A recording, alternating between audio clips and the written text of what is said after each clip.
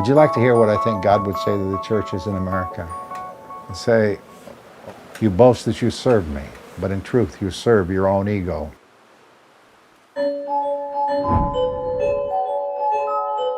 Tradition of the black church is to preach the gospel of Jesus Christ. How that is packaged, how that is promoted, and becomes the challenge. Churches have bills to pay.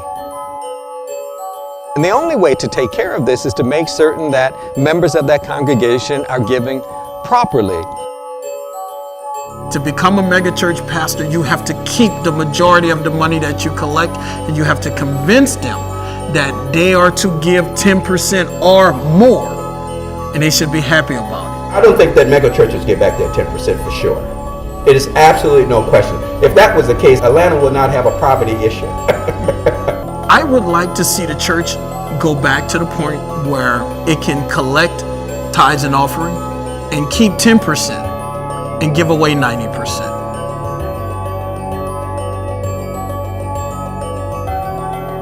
And it's not just the money they make, it's the way they're treated in the church.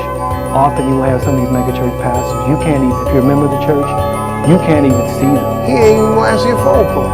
Because another thing about these guys is, you can't even talk to them. The gospel according to prosperity says that once you confess Christ as your Savior, you will become in His favor. And whatever you touch will turn to gold. And that's a complete lie of the gospel. Matter of fact, the gospel says that after you accept Christ, you shall suffer for His sake. These ministers are prosperous because of this congregation, knowing all along that there are barriers that are going to prevent members of that congregation from achieving the same thing.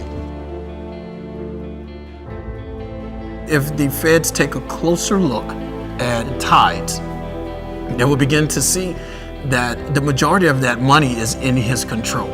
Church has a special designation if they're named a church. And that means you don't have to ever report anything to anybody.